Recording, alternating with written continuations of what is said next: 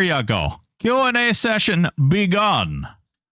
Now when you type !Q space and then your question, it will pop up in a nice pretty little window in which we will see them and we'll be able to answer them.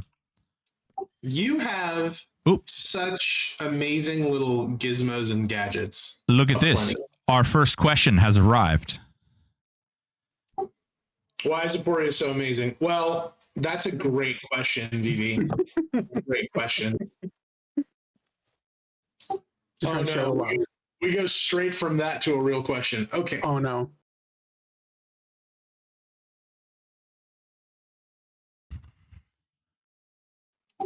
Okay. Do you want to read them out loud? You know what? That might keep the flow going. Do you want to do that? Yeah. That's fine. With legendary Augs becoming no drop, will the sleep Aug lose the lore so people can still kill and farm the Augs for alts? If the Augs will not lose lore, there will be no point in farming them, as it is too expensive to remove the no drop from them to go loot the Aug you already have in gear, so you can loot the Aug from Sleeper. So we have talked about getting lore equipped working correctly. And that is something that we will do. I don't know when, but basically I want lore to be lore equipped, right? So if you have it equipped, you can loot as many as you want. You just can't equip another one. So that's what's coming down the pipe. Don't have that right now. The reason I don't just remove lore is because there are some Augs that if you just stack them, it would be really, really dumb. So for the time being, have the swiggity swooty and maybe have an alt ready to pop in and loot it or do what you got to do. But yeah. Okay. And there you have it. Yeah. Let's see. What are the initial thoughts for seasons? Seasons are not okay. So we still aren't even sold on if we're doing seasons. Although at this point, with the longevity of the server, I could foresee seasons happening kind of no matter what. So at some point we will do seasons, but we're looking at pop launch. Then we've got solo self-found and hardcore.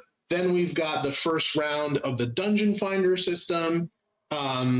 And I don't foresee seasons coming before any of that. But when it does come, it's most likely going to be on the same server. You just won't be able to interact with other people. So you still get to be in a living, vibrant world, but it'll still be challenging. So yeah, we've basically got it ready to go. It's just seasons is something for the the play cycle while we develop other things, and we're not there yet. Yeah, okay. Nerd Navigator says, weekly question on Melee Doppelganger. Is there any thoughts on them this week? Last week you let us know the abilities would be too OP, but were you still thinking about it? Yeah, no, definitely still thinking about how we can make that work. I think if you have no spells on the bar at all is something that we could make happen. But we've been really busy getting pop ready and making Doppel better and Enchanter viable in more builds is not exactly like top of the list, but I'm definitely not opposed to it. I like fun things. Fun things are good. I just don't want to implement something and then make people feel bad when I inevitably have to take it away. I just did 300,000 DPS because all my Doppels are backstabbing 5 times every 2 seconds. And they're critting for 20K. It's like, oh no, that's not supposed to happen. What do you mean it's not supposed to happen? Then why would you do it? Aporia, can I just say I appreciate how much you guys are already used to the cycle of things. Just like 4 months, 5 months into this, after everything that's happened, just how everything has become just this giant circle. I appreciate that. Mm-hmm. Well, speaking of unintended consequences, we have Daemodius asking about the buying items from the bazaar now cost 10% in the bazaar.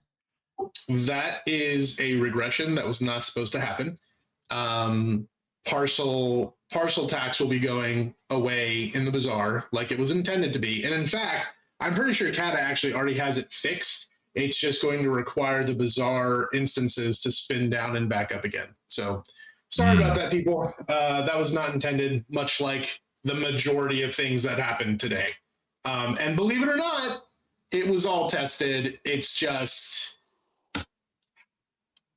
we pulled in some stuff at the last minute that we thought was good to go, and that's on me. So my bad. All right. Osiris in all his cynicism here. When will Petcock actually be nerfed?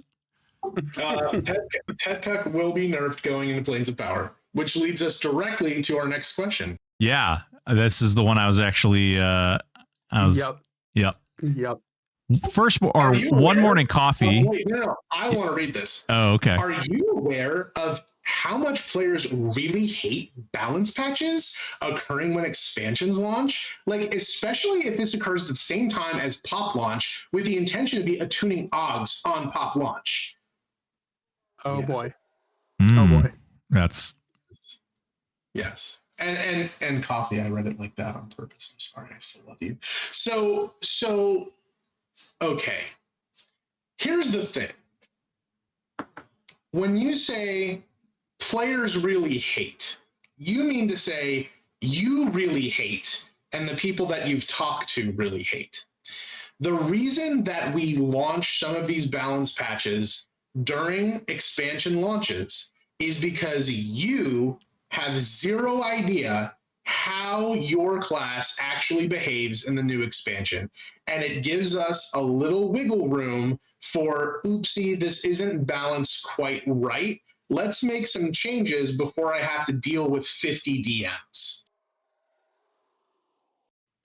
So it's psychology and it works. And honestly, I don't want to have to retune everything for expansions that are no longer capstone.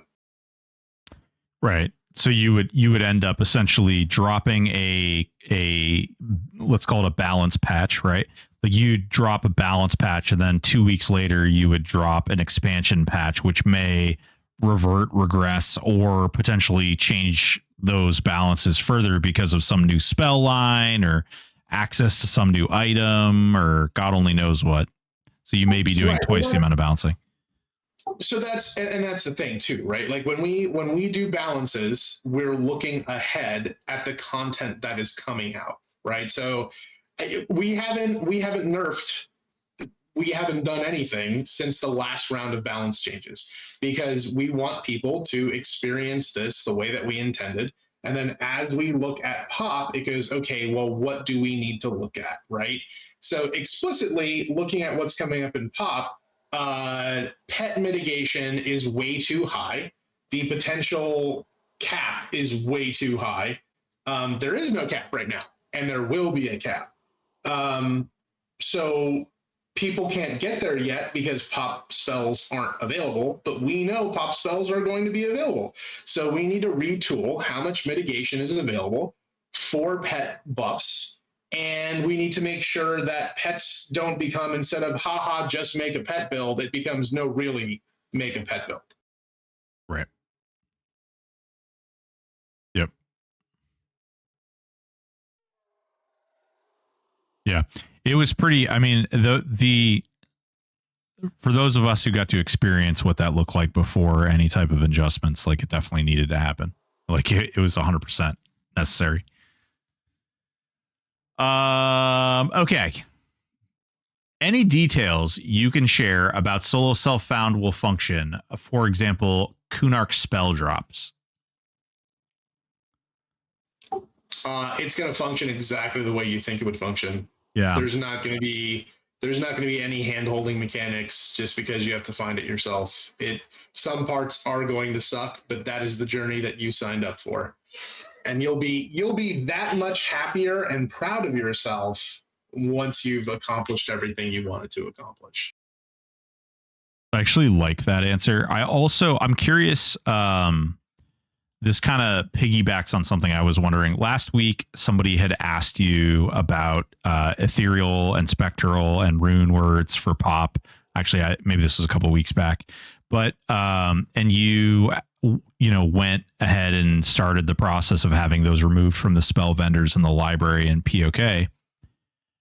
Is the intention for the other expansions? So typically when pop comes out, you get access to the Kunark, Velius, and Lucklin dropped spells directly on the vendors in the library of Plane of Knowledge. Will those spells be available in the library, or will they be left as drop only? Sure, it's a great question. Anything pre-POK will be on the spell vendors. That's going to open up that little side market of people who are buying these spells and putting them for sale on the bazaar. Mm-hmm. And I'm okay with that. I think economy-driven anything is fantastic. And it's also one of the reasons why we're removing the spells that are going to be out in pop from the vendors, because we want people taking time to actually farm the runes. And not only that, we don't want it to be just a time sink, but okay, now you get runes that you necessarily don't want. Well, what are you going to do with those runes? You're going to put them on the bazaar, and that's just more interaction on the bazaar. Good things all around. Awesome.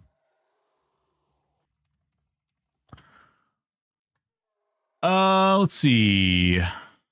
I feel like this was touched on earlier, but we can just give a little brief. Maybe Greek wasn't in here. I know how much you love Greek's questions.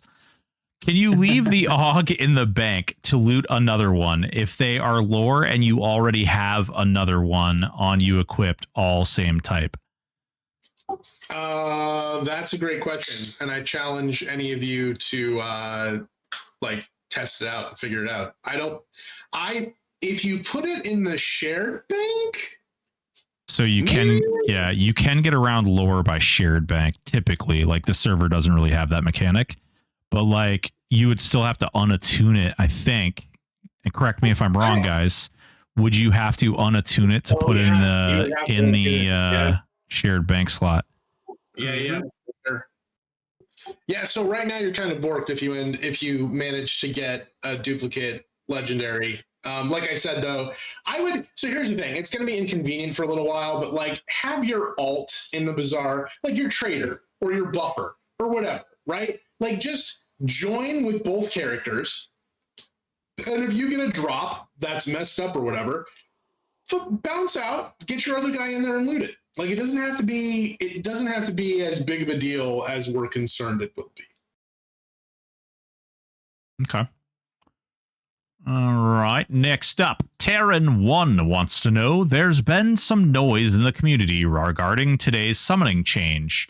Curious to know what encounters or what specifically necessitated this change. Ooh. Sure.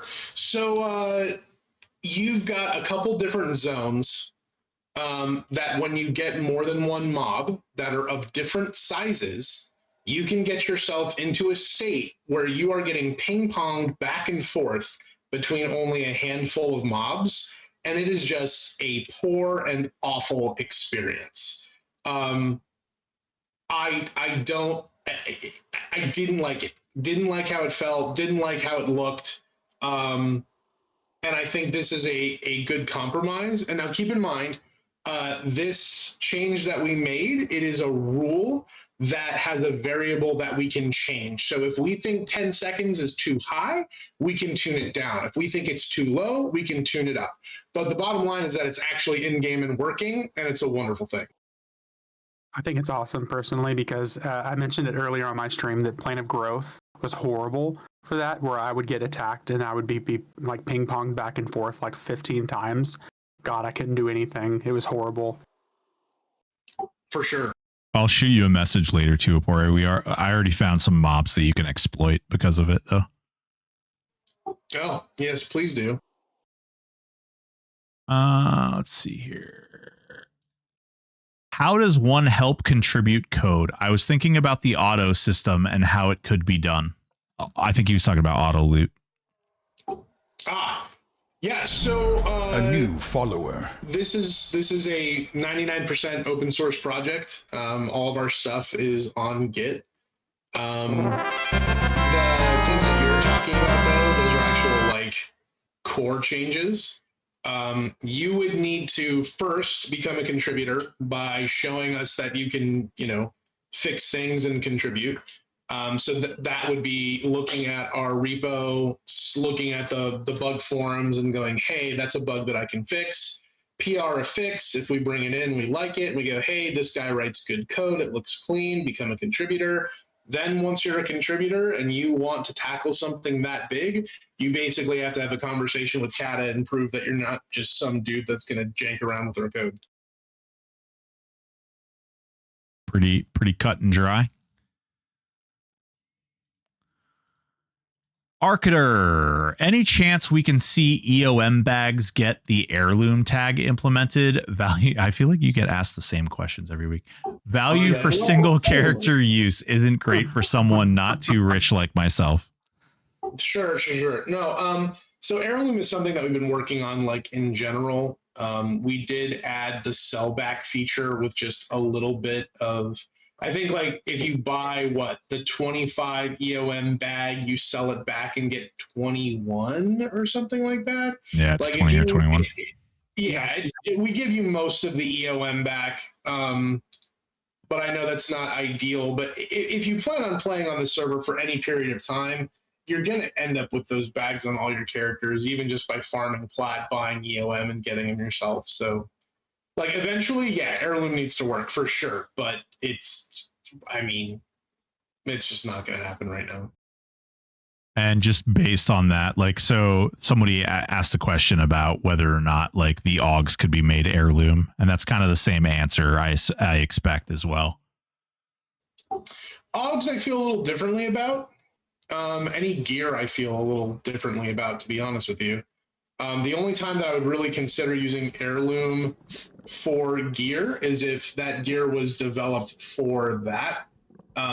So like I could see event rewards, right? Like, so we had some of the really cool first of a kind event rewards come out today where those signets, once every 24 hours, the players that got them can click them and can give a world buff to everyone for 30 minutes.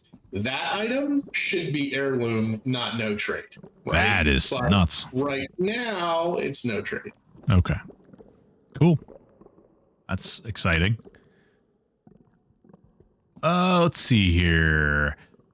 Fly Fishin' One, can you tell us the next couple of classes you are looking at giving a little love to, and will that love be released with POP?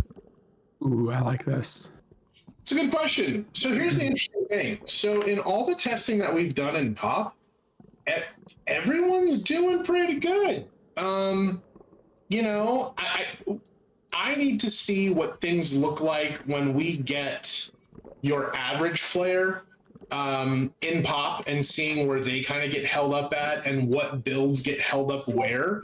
I think there's going to be a lot of tweaking that happens after we do POP launch. But for right now, I'm genuinely really happy where most classes are. Like there's no class that is not used in any build, right? Like every single class has a very specific and important role in different builds. There are some classes that have that role in more builds, but like there's no class where I'm like, oh man, no one's picking that class, right? So in general, I'm pretty happy where things are, and I just need to see where the chips lie once POP launches. But there will be, I'm sure there will, there definitely will be some type of, POP balance patch. Cool. Nerd Navigator wants to know, what is your highest level Tangia dungeon character? Exclamation point join. Oops, force of habit there. Okay, so we joke, but two things. First, shout out to Nerd Navigator for making all of the EverQuest epic items available in Tangia. That is so stupid cool. Secondly, you need to DM me back because I messaged you. There's a collab that needs to happen. I want more EQ stuff in Tangia, and I'm literally messaging the co-owner of Tangia because what I would love to see is a shared back end for all THJ streamers where your character persists no matter what stream you are on. And depending on where you're at, you get access to different drops in different dungeons. I have some really cool ideas, and the guy's pretty receptive, but you need to message me back. So I don't know if you looked into some of their stuff. There were people who were looking to do this at one point, but the big issue becomes Tangia's monetization system and it being against the law in some states. Oh, really? Yeah, because it's technically considered a gambling system. Oh. Really? Yeah, because you essentially so there are functions in Tangia that you cannot do without paying money, and when you do that function, so you pay money to roll a randomizer basically, and that determines the outcome of like what loot you get or like how much XP and things your character gets, things like that, which, like, for instance, in my state specifically is against the law. So I have ideas on that, and he seems pretty open. So I think there's an opportunity to kind of change what that looks like so that they still get paid, but it's not a gamble. I have ideas. But anyways, just know that is literally a conversation that I am trying to have. Ooh, yeah. So Tulab, I think that answers your question too.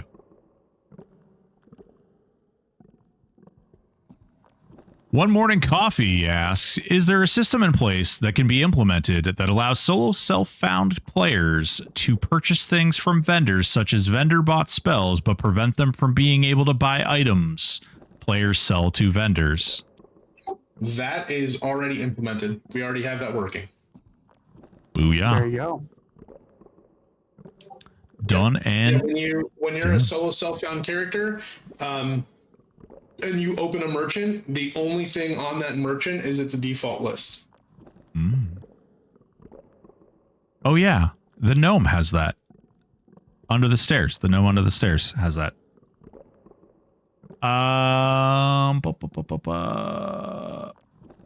Turvok, any chance we could make the legendary Hawk account bound and not character bound like the heirloom?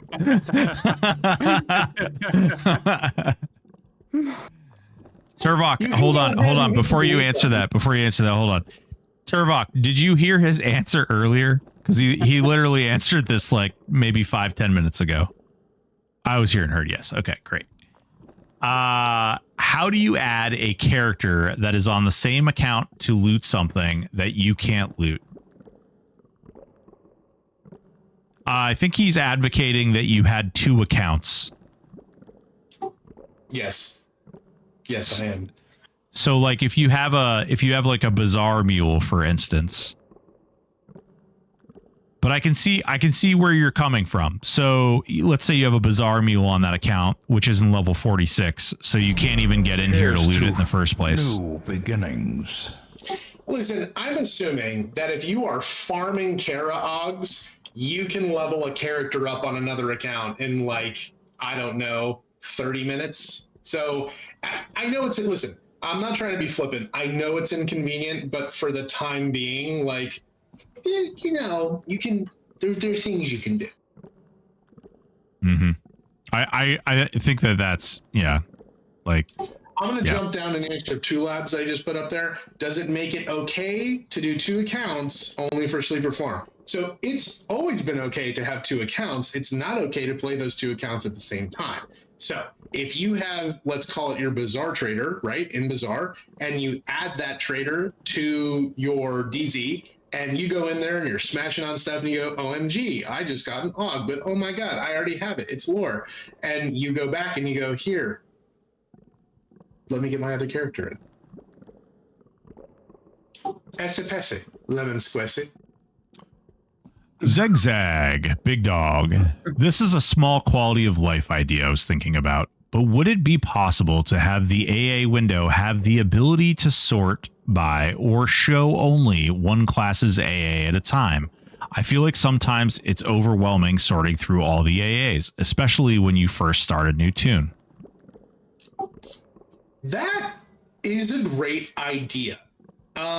Making those changes within the game when it comes to how things display is a little tricky, but I would accept that as like a legitimate, real suggestion. Like I think at this point we have enough talented coders on the team that they could figure out how to do that. But I'm not one of them, so I can't say yes. But let's write that one down, and let's keep that as a formal suggestion because I think that's important. Cool. Good one. Pool Boy, any patch coming up that will fix text scrunching up and overlapping on item description pop-ups? Let's see if I can recreate that right now. Yeah, like when you click on an item link and it's got like the augments and stuff all over stacked over each other. Hang on. The augs do mess with stuff. There you go. There it is. Yeah, there's like an augment up here and like the text starts overlapping like the summon effect item. Yeah, I mean, okay. So would I like that to look cleaner? Yes. But it's, man, I want it fixed, but it's just nowhere on my priority list. So. Yeah. Silent Night. Sorry I missed the beginning. How has your day been, Aporia? You know, silent. Because of people like you caring so much. It's all for you, man. No, I'm my day was good. It was stressful, but it was good. All's well that ends well, my friend. Thanks for asking. Hope you had a good day too. Booyah. Terran 1 wants to know, what's the eventual plan for Shaman as a class? They seem to be in a weird identity crisis as of now. Curious to hear the long-term idea for them.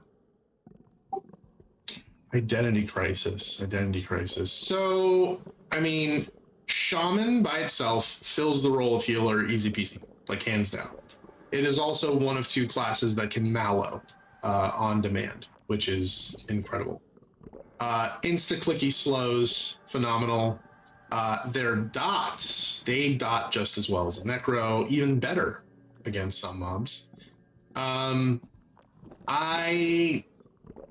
I think most healers kind of have that identity crisis, right? They kind of like, where do I fit in? And it just kind of depends on the build and what you're looking for. I mean, Shaman is a healer that you can literally take with other classes other than tanks and eliminate the need for a tank in your build, right? So I would say that if I could pick a class that probably needs a little TLC, it would be Shaman, but in different ways, because Shaman's already so strong, but they're just not, like, they don't shine in one specific way. And I maybe that's what you're saying. Like, there's not one thing that they are just the best at. And I get that. But I feel like if I gave them something that they were the best at, they would instantly be like one of the most picked classes. And I don't really know. They might eventually get the proc line of buffs, and that'll probably lock them in to a build or two. But Oh, I don't even think that's it. I mean, Omen's offering Talisman of the Wolnen and Champion and stuff like that, which are actually going to add heroic stats, is going to push Champion. it. So yeah, it's gonna it sucks because it's a weird spot to be in. Like this is one of the things that Aporia was talking about earlier, where like if you go in and you edit a class today, like, okay, when they're actually doing Omens content and Shamans get their Epic 2.0, Shamans get Talisman of the Woolen, Shamans get Champion, all of these things add heroic stats to your character, which are just going to be absolutely massive at that particular point in the game. So it's like, do you change the class now only to have to fucking like wrench it back later? Or do you drop, do you let it be what it is now where it's just kind of spread out, seems a little less focused? Yeah. Yeah, that's rough because it's a completely different game at that point, right? Omens of War. Mm-hmm. Yeah. I don't know. Hopefully I didn't speak for you too much there, Aporia, but I do feel like on, dude. That was a good hot take. Let's see here. Daemodius, have you found that during testing there were specific combos that cleared flagging easier, or was it more that combos were more fight specific? Definitely fight specific, right? Like I think we're going to see that more and more too. Different class combos, different shine differently on different fights, and that's okay. That's good. Like if everything were the same on every fight, it would be kind of boring, right? So I'm happy that EverQuest naturally, has that like, oh, well, you're going to do better on this because it has more AC or less AC or more AC, and you're going to do better on this because it's, like immune to slow, but this one's not immune to slow, and this one, has too high resist to land this, so I suck over here, but I'm great over here. I think that's good, Yeah, I will say too, Aporia, and please like stop me if I should shut the fuck up about this. But having like tested all the content in Pop, like, yeah, I mean he's 100% right in the fact that like there are certain class combinations that are just better in certain fights. Like there's one, like I can think of like 4 fights just off the top of my head where like one class glows and or one class combination glows, whereas the others are considerably slower, or maybe they can bear the damage better, or maybe there's a mechanic where there's ads and they can handle the ads better. Pop brings a lot of mechanics to the game. It's no longer just walk in and smash something in the face. So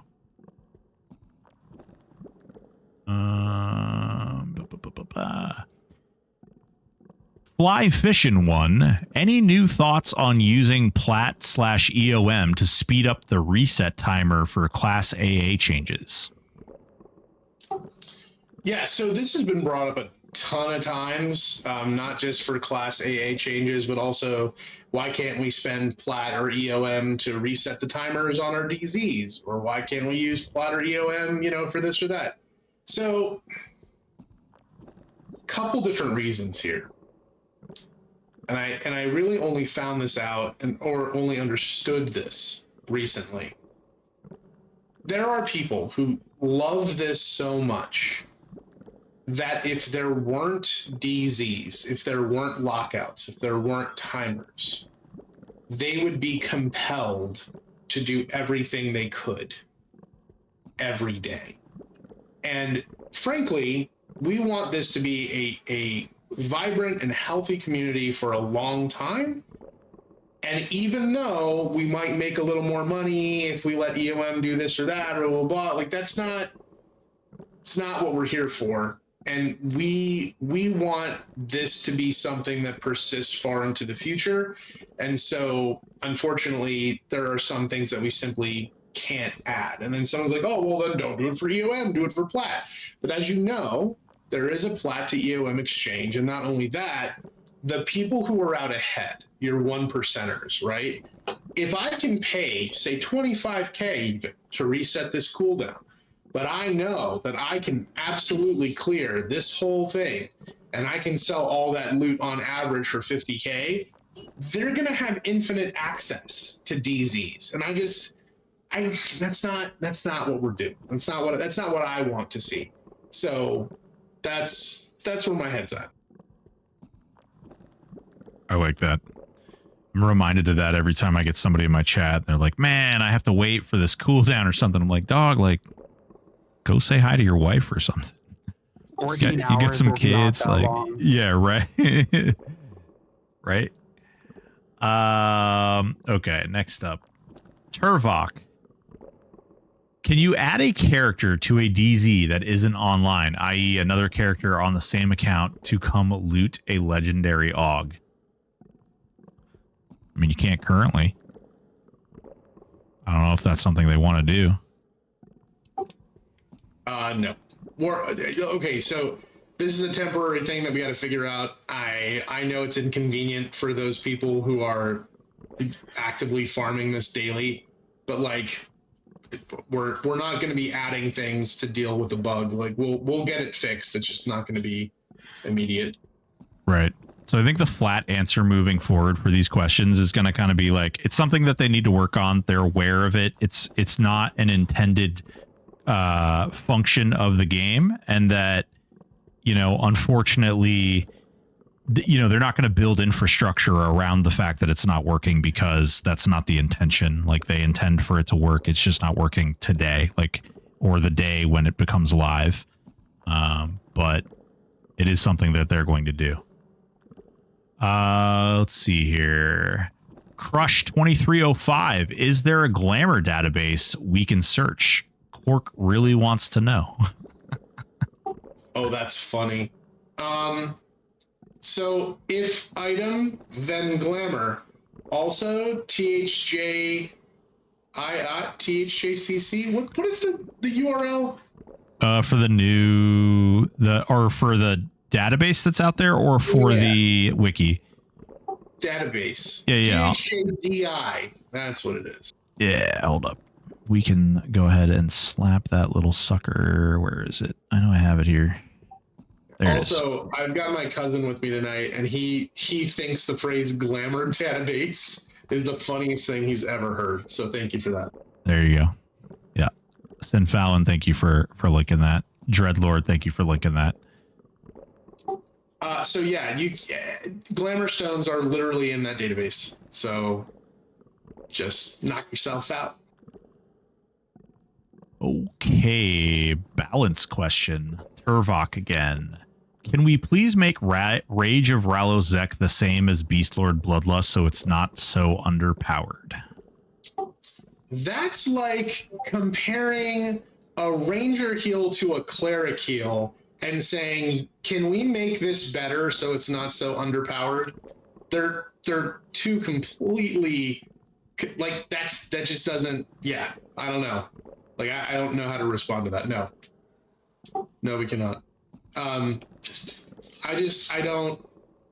mean, that's like with anything, right? Like, if you compare the ability to tank on a character to one that cannot, and be like, wow, can we not have enchanters be so squishy? Because I should just pick a warrior. Like, oh yeah, you should just pick a warrior. How's it going, guys? What's up? Ooh. It's a Ooh, Jeff. little Jeff Butler. Let's go. Oh, there you go. You guys get a little surprise visit. How you doing, Jeff? Doing good. How about you? I'm doing great. Even Sorry, better now that you're here. When you pinged me earlier, I was out in the yard pulling weeds. Oh, you're fine. This is the way. Man. There you go. Anyway, was that answer not sufficient? Like, I feel like, so I don't know, when I get there are certain questions that kind of set me on edge, and I feel like that's one of them. Because, like, if you compare apples to oranges, you can't, it's not a solid foundation for asking for a change, right? And that particular one has been asked a number of times since the beginning, and it's like, well, that just because they do the same thing doesn't, that they're two different things. Yeah. It's the tools that they come with are very, very like vastly different. Be a hard thing to balance. You're not picking warrior for your DPS. You're picking beast lord for your DPS. That is why bloodlust lasts longer than Rage of Relisec. We have a Kunin EQ. Any plans on some kind of achievement system to track boss kills, quests, etc.? Ooh. So, achievement system is something we would like to do.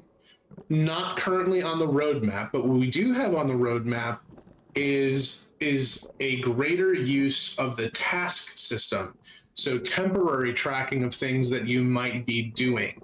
For instance, when you eventually do your first random dungeon, right? It should have a full task system that tells you, what enemies you need to kill, and it'll track what you've killed, what you have left to do, things like that. But in terms of like a full-fledged achievement system, that's something we would like, but we would basically need to find someone that is willing to dedicate their time and knowledge to making that happen and doing it well. But I would like to see it.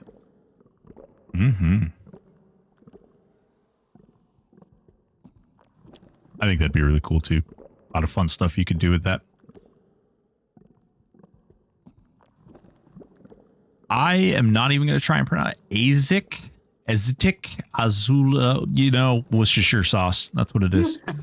Not really a question. Just wanted to say thanks for everything you do. I just started playing 4 days ago, and I've already donated $160 because THJ was just amazing. My man. Wow, that's a lot. I appreciate you. I'll take this one as an opportunity to shout out to everyone that has supported us, not just monetarily, but just everything that everyone has done. I mean, every positive comment that's posted, every time it gets shared, every people that we have working on the wiki, people that we have doing PRs, people that we have in chat helping new players, just being all around good people. Like, it is so incredibly appreciated.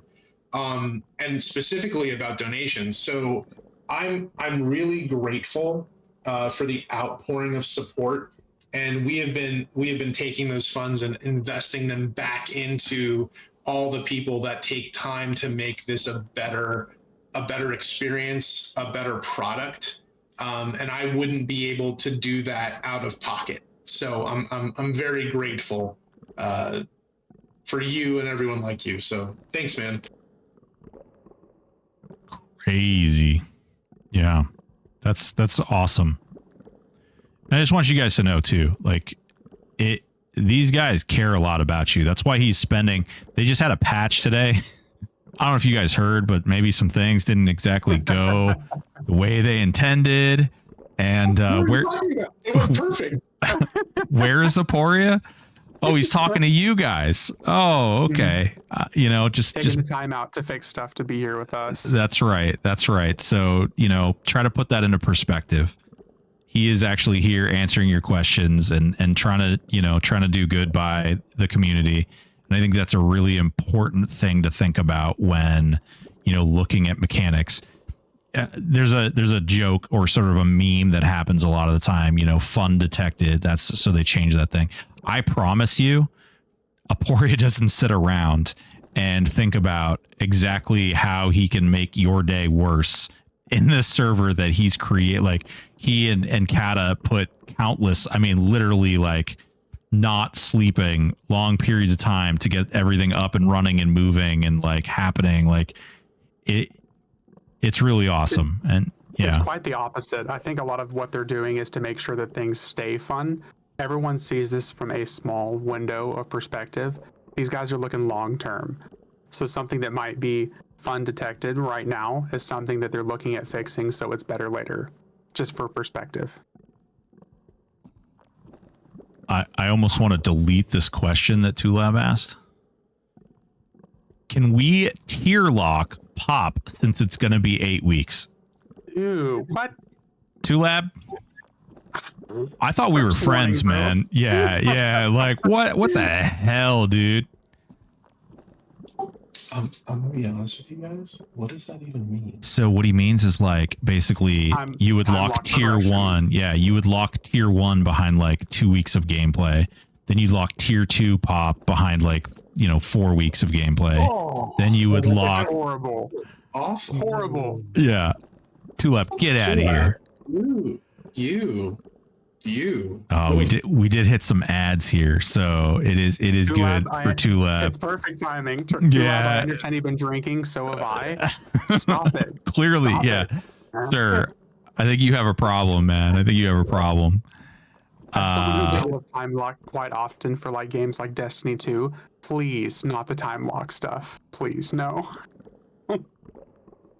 If there's ads, it's time for dungeons. Yeah. Let's go. I would just like to point out though, Jeff Butler does his own gardening. Right? Go, And my Jeff. own AA grinding most of the time. I like that most of the time. I like that. Guess which one I spend more time doing? Gardening. I was gonna say probably Oh, no. gardening. If it's gardening, I want to see that garden. Right. Although you got to bear in mind, that side of the planet, I can't imagine all the floral stuff you could grow. What do you mean that side of the planet? Mr. Vermont? Yeah, listen, okay. Green, we got the green permafrost mountain up here. state, okay? We got green. Seriously. We're in the permafrost up here. It snows 12 months out of the year. It snows 13 months out of the year. Thank you very much. That's awesome. Winter ends just so winter can be winter can go again. We've got about 10 seconds left on ads. Yeah, dude, exactly. Just so it can come again. Where do you think the white stuff comes from? Oh my. All right. Let's see. We got about, oh no, I lied. That was 5 seconds on the last ad. We've got 18 seconds until ads are over completely. Ooh, Praito, the Hero's Journey server is EverQuest server I always wanted to relive my days of playing on a casual basis. 100% score with this server. Damn, boy. There's something to be said about like nostalgia with the Hero's Journey server. It's literally, it's nostalgic, but it's a new flavor of nostalgia. It's so hard to describe. I've never been able to put a word for it. It's like new nostalgia. I don't know how else to describe it.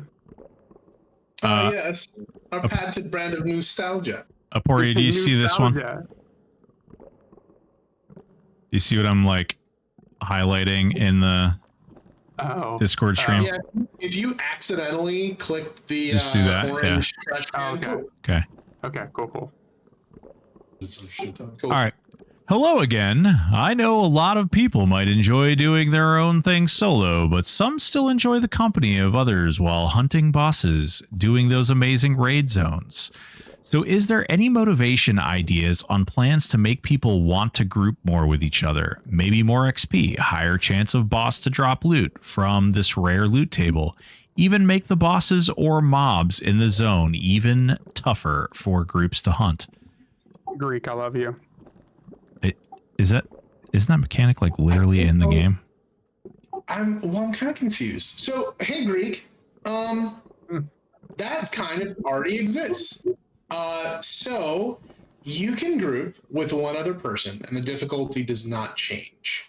But as soon as you group with a third person, the fourth, the fifth, the sixth, the difficulty does increase and it does scale.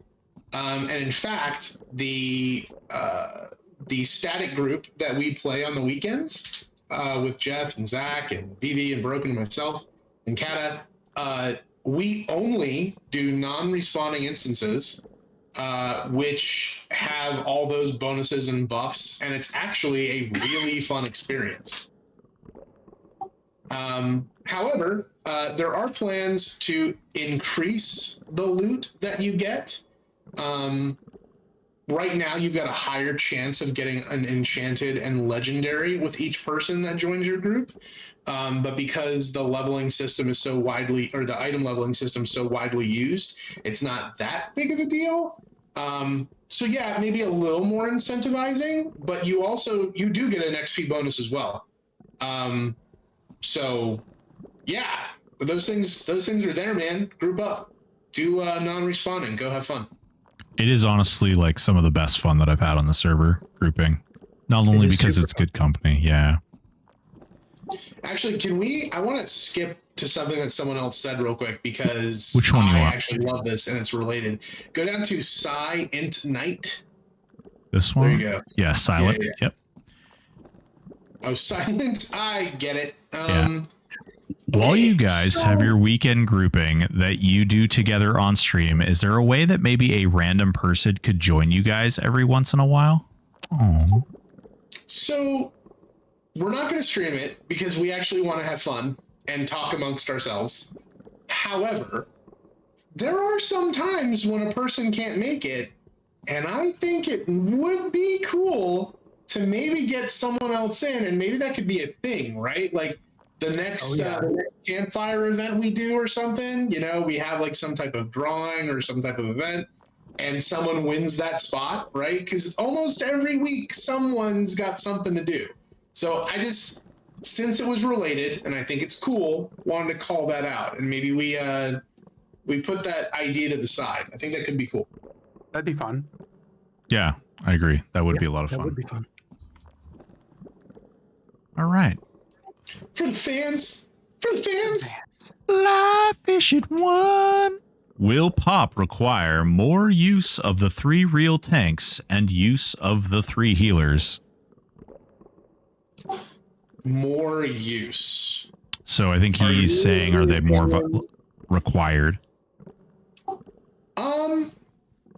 So here's the fun thing, right? To most people playing this need a tank or a healer or both to do some of these fights. The majority of people are not rolling in with 3 DPS classes and going, ha ha, I win. That's a very special type of person.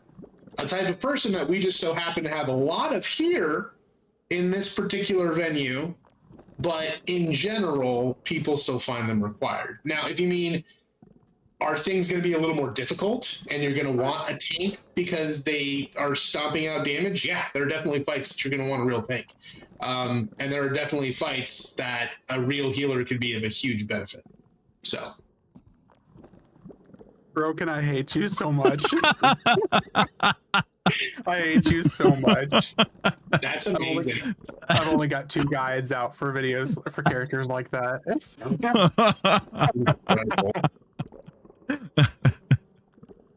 Listen, when opportunity presents itself.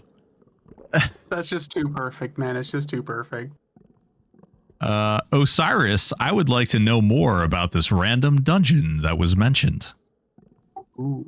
So I've talked about it before, but Kata and I actually had a real conversation this week that kind of fleshed out some ideas about it. So we plan on starting with just classic dungeons, of which there are like a ton of. I think there's like 13 classic dungeons. But basically, it would be you either hail an NPC or have some type of dialogue that pops up, probably an NPC, where you go, like, hero, people need you, whatever it might be. And it's like, do you want to go on a quest? And you're like, yes, I want to go on a quest. And it's like, do you want to go on a quest by yourself or with friends? And you're like, with friends. And he's like, okay. And then all of a sudden you find yourself transported into one of these, to begin with, 13 dungeons. So, okay, I'll just give an example, right? Take the journey with me. So, okay, you know that people need your help. You get teleported into a dungeon with 5 other people. It's Befallen. You're in Befallen, except everything is level 60, right? And everything is just smacking you around. Not only is everything level 60, and way, way harder than you remember, but they also have random abilities. And all the named mobs respond, the things that you've probably never seen before. And they have these random abilities that make things more challenging. Like, whoa, that's not just a great skeleton. That's a burly great skeleton, and it's smacking you for 50% more damage. And oh no, that's a flame enticing necromancer, and they're literally smashing you with fire damage. Like taking the content that we love and making it interesting and putting it to you on a platter in a new way that you get to venture with new people and do cool stuff. Like that's what we want to do. That sounds Jesus. awesome. Well, now we have people edging in chat, so thank you for that. It's me. I'm one of them. I gotta admit, every time he talks about it, my pants get a little tighter. Let's see here. Valdstein. Hey, Aporia. Thanks for all you and the team do. Speaking of support and EOM, recently there has been a threat put out against our beloved EOM. A user buying up all the EOM with the intent to burn it all to the ground. Any chance we could get flags added to EOM to prevent it from being destroyed in any manner? This is a joke. Two things. There is someone doing that, and good for them. You know, like we all make our own fun in this game, and if that's what makes him happy, ooh to him. Ooh, ooh, ooh. Is it Lord of the Flies where they burn the mattress with all the money? Yeah, basically. Yeah. Goddamn. Tulab. Question on the group finder. Will it be based on scaling tune to dungeon or dungeon to tune? And would a level equalizer exist like the exemplar system in City of Heroes? So you will probably have to be at minimum level 50 to join one of these dungeons. I was wondering about that. Yeah. You'll probably have to be level 50 to join one of these dungeons, and the mobs are either going to be dynamically scaled to the average level, or it's going to be a static difficulty. And honestly, with what Kata has been able to accomplish so far, I'm thinking that it's going to be static stats, but randomized modifiers. So it'll scale with the number of people in group, but have a higher static base stat that we expect for like a solo player, right? And it's going to exist somewhere in that band. Like we haven't exactly hammered it down, but I can tell you this: scaling a level 65 down to like 10 sucks, and scaling a level 10 up to 65 sucks. There's no like. There's too many variables with 560 class combinations and the amount of gear that's available to make it a good experience. So we're going to narrow the band on when you get to do that. So at least in Classic, right, if you cap out in Classic, you'll be able to access that. But yeah, it's probably going to be a little more narrow of a band for levels because that type of scaling gets really wonky. Well, relevant to that, like World of Warcraft and Final Fantasy XIV, they kind of do level like randomized dungeons based off of like the content that it was introduced in. So Classic, you could do level 50, like Kunark and Velius, you could do level 60, stuff like that. Just something to keep in mind. Sure. So here's the big difference between us and them is available power, right? Yeah. So like you could be a level 50 that's stronger than a level 65, right? Like probably not, but you could, right? Just depending on what gear you have and what you did, how many AA you have, to where in World of Warcraft, that's not really a thing, right? Like you're level 45, well, you're the strength of a level 45, right? Like it's easier. We have more variables here than most other MMOs out there. The large majority of MMOs out there. Yeah, you've artificially created a ton of them, right? Like, Yeah, gear and your AA are a significant contributor to your overall power, much less so in WoW. For sure. Okay, well, moving on. Fails DPS. Do you have analytics on the least picked classes or combinations? And is this something you can give players access to? I feel like you're asked this every week too. So yes and yes, but no, I will not. So this is what happens, right? So it's a lot of what we do, a lot of the decisions that I make are really rooted in founding principles of psychology. If I give you access to this list, there's going to be a couple different things that happen when you go, wow, these are the least played classes. There are going to be people who specifically choose and pick those because, oh, yeah, I'm different, I'm cool, and that's great. But there's going to be even more people who go, no one picks these classes because they're so bad. Look at all these bad classes. Aporia, what are you going to do to make these classes more desirable? And it's going to be like, no, that's not what that means, and that's not how that works, and we're not going to do that. It just is going to complicate things for us. So on that particular thing, no. What we might do is give some fun facts, right? Like, so we might show the most, like the top 10 most played or something like that within an era or a certain period of time, but it's definitely not going to be something that we just give free access to all the time.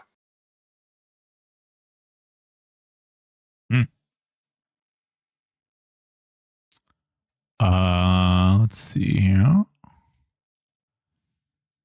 Demodius would like to know, Aporia, will you DM a D&D game for a group of us?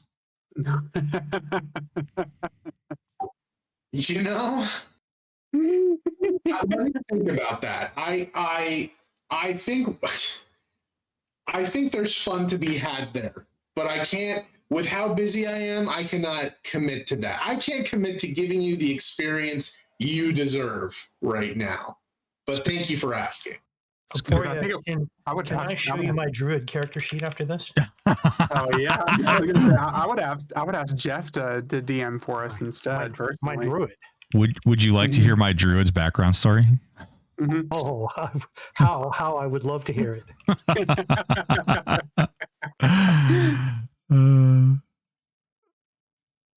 Turvok, are the difficulty increases to a DZ only for characters that are in zone, correct? Adding a mule in Bazaar wouldn't increase the difficulty if already duoing with a partner? This is correct. It's only people who enter the zone. Pretty cut and dry. I think we know the answer to this one. Yes, they have. Yep. Osiris wanted to know, have all 560 combos been made on the server? And yep. That was pretty quick too. I want to say, what was that, like the first month and a half or so of the server? Yeah, definitely by the second month or by 2 months in. All right. A Greek guy rolling in. One thing I noticed in the economy of MMOs, specific the ones that use Market Bazaar, where you can see all items prices, is that at some point loot becomes so cheap, the more people farm it, which I get that. But the trader that sells the loot in the bazaar, having the freedom to undercut anyone every second, ruins the economy even more. Is there a way to add a cooldown on an item you add on market before you change the price again? That way it will stable better the economy price on items. Greek, for someone who doesn't speak English, you actually do pretty goddamn well. Yeah, no joke. But yeah, I'll let Aporia jump on that spear. Sure. So, no. Like, we could. Our community grows. So here's the thing about the items, right? It's a finite amount. So if someone undercuts you, like, sure, but there's going to be more people that want to buy that item. People who are more active are benefited by being more active on their traders. And if you want to, undercut the next guy by 10 plat, you undercut the next guy by 10 plat. There are people that just want to sell stuff and literally will sell a 5K item for 1K because they just want it to move, right? Like that's that free market economy, baby. Like, and a lot of people really just like, helping out. People like when their items sell. I am not concerned about items being too cheap. Things tend to balance themselves out.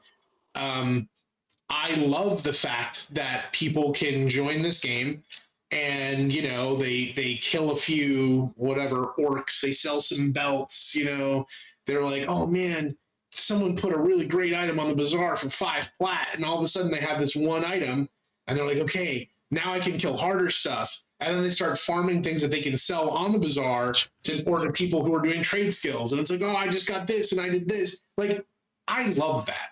Like, I'm not concerned that people are undercutting one another. I'm not concerned that, like, does it suck when you're really trying to make plat and like the bazaar is your thing? Like, I get it, but maybe farm different items. Like there's a real market for lots of items here.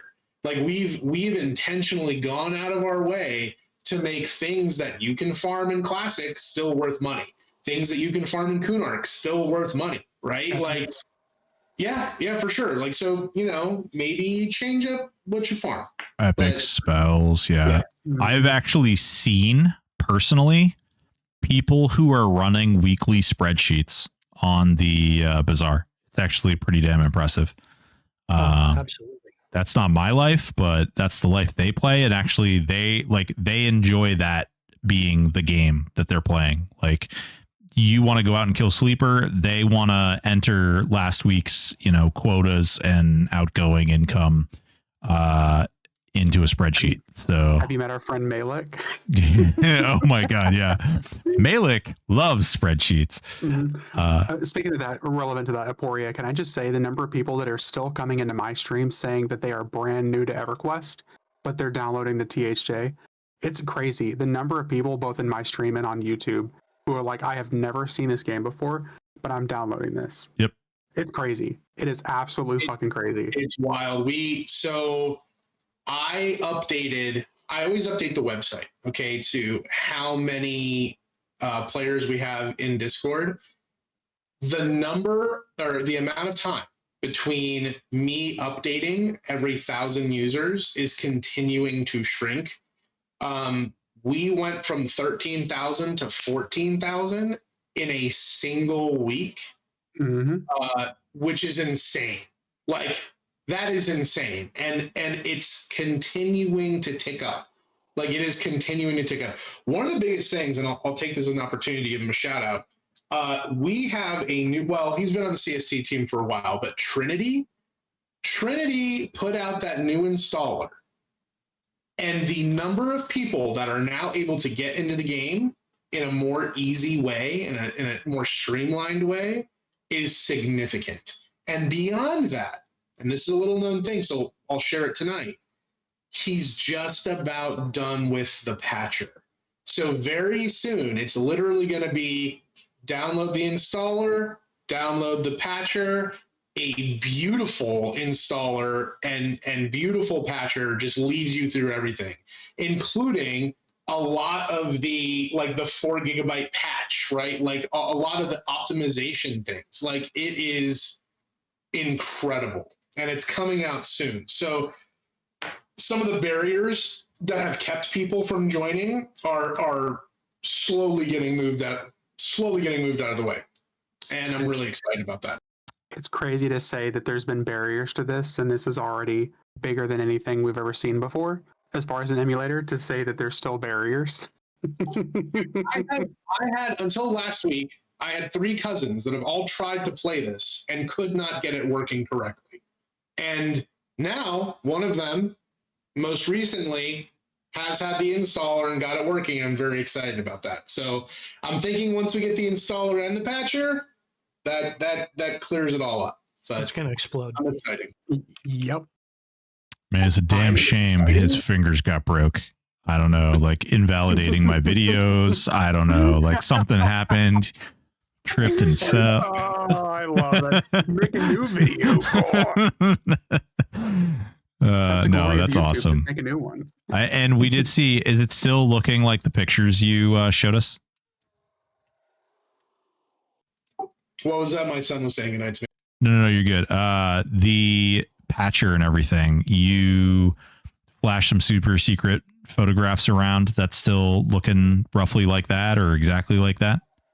Yeah, well, go ahead and toss up what you got, and I'll tell you. Well, no, I was just gonna say that it's sexy as hell. Do you really want me to show it all? Yeah, I mean, it looks good. Yeah, you guys are gonna be really impressed by this. They people put a lot of work into it. It actually looks. It reminds me of the first time I ever installed like EverQuest, or the first time I ever installed like Ultima Online, like that old school kind of like really easy core installer. Really great stuff. Like the pictures you used to get whenever you would download EverQuest, and it would cycle through some of the pictures from the original trilogy discs. God, dude, that is so nostalgic. That is so nostalgic. If only there was a volume control in there. Bum, bum, bum, bum, bum, bum, bum, bum.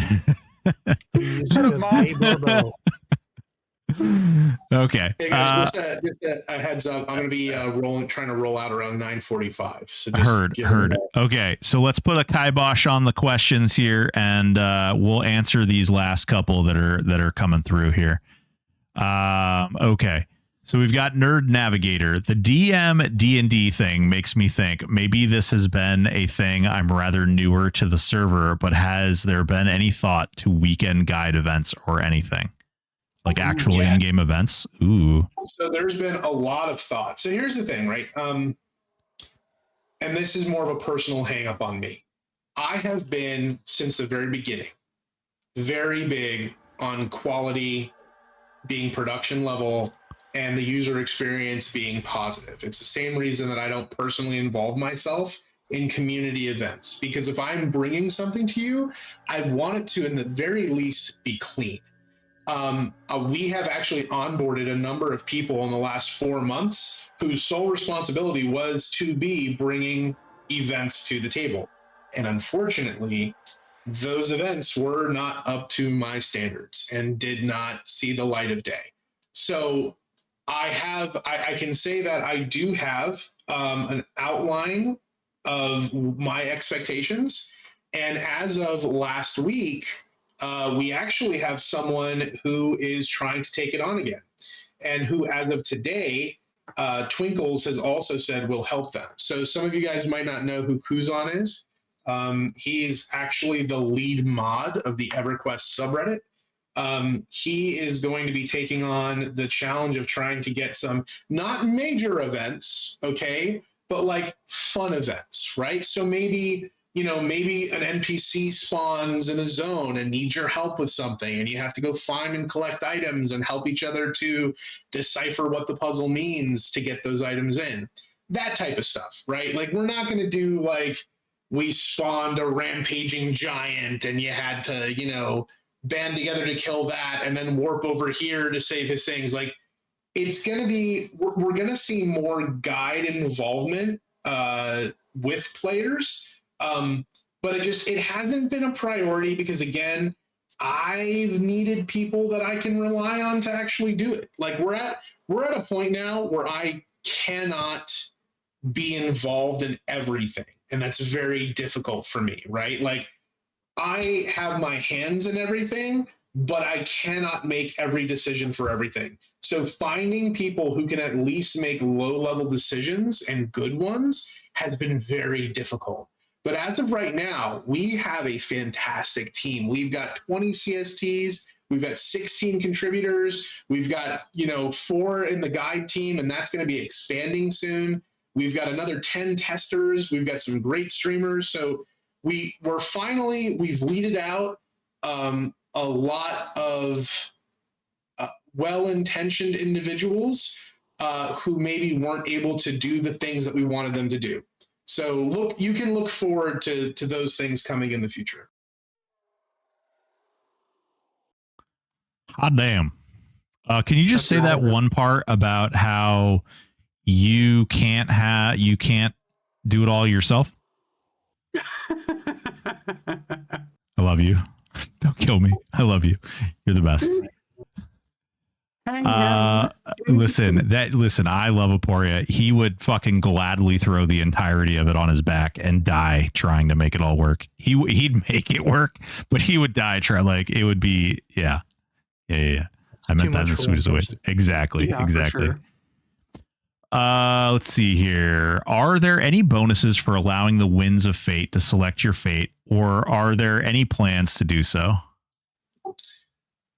There is a potential for that to be true, depending on how we handle a couple things. So right now, no, there's no bonuses because you could literally just delete your character, do it again, delete your character, do it again, whatever. We've talked about putting a cooldown on it per account, and then adding bonuses to it. And I think we're going to see that when we get hardcore mode launched or shortly thereafter. So you'll have that ability to do that, and there will be bonuses, but there's going to be a cooldown. Because what I don't want to see is someone just fishing all day until, oh look, I just so happen to get 3 pet classes. Hardcore is hard. I really don't want to see that. I feel attacked. I feel attacked. Don't know anybody like that. I don't know. Literally just crippled all of VV's plans to do solo stuff out in hardcore. Silent Knight asks, Aporia, the cost to run the server like this for that many people, I imagine could be quite expensive. Is there a plan to make the game cost a monthly fee and not staying free to play? So no. Even if it were within my right to charge for this, I do not believe that is the correct model for long-term sustainability. And additionally, it is not within my purview to charge for this. So there are definitely legalities behind why we cannot charge. If the opportunity ever presented itself to actually have a real licensing agreement or some type of strategic partnership, we would absolutely be open to something like that. But even then, charging for this is not, I don't want to do that. Like we're all at different places in our lives. Like there are people like that awesome person who's like, oh, I donated $160 the first 4 days I'm playing. Like that is wonderful. That is great. There are also lots of people who play here that are on fixed incomes. There are a lot of people who play on here, who have done like a $5 donation in 4 months. And that was a huge deal for them. Right.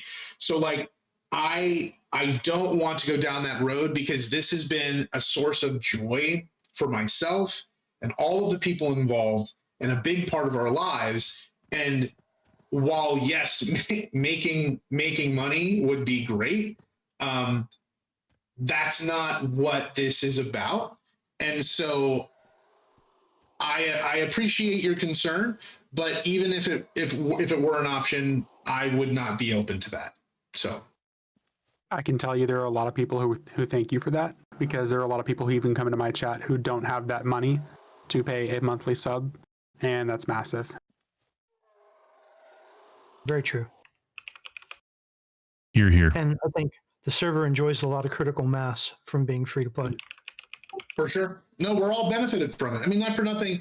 This is about community, right? Like we want people who want to be here, not people who can afford to be here, right?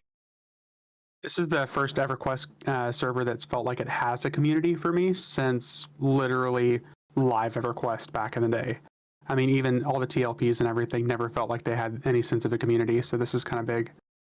Kinda. Just kinda. Mm-hmm. It's true though. I mean, it's become a massive community. I still can't believe. I know Void and I talk sometimes about like when we pop videos and stuff, and it's just like absolutely exploding everywhere. The amount of new people coming in the door into our stream and to making comments on our videos. just touching base. The people who pop up in our Discord, just asking like general questions. I think a lot of that does come from the fact that there isn't an entry cost. It's pretty big.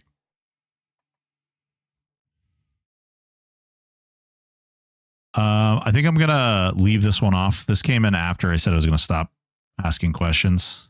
Let's do that one because I want to dispel some myths. Yeah. Okay. All right. Fails DPS. I understand you're not wanting to share analytics on classes chosen. Do you have any analytics on what levels people stop to gain AA points, and not levels so people have a better idea about when to pause leveling and get AAs to get stronger, just to help people who may have never played EQ? Sure.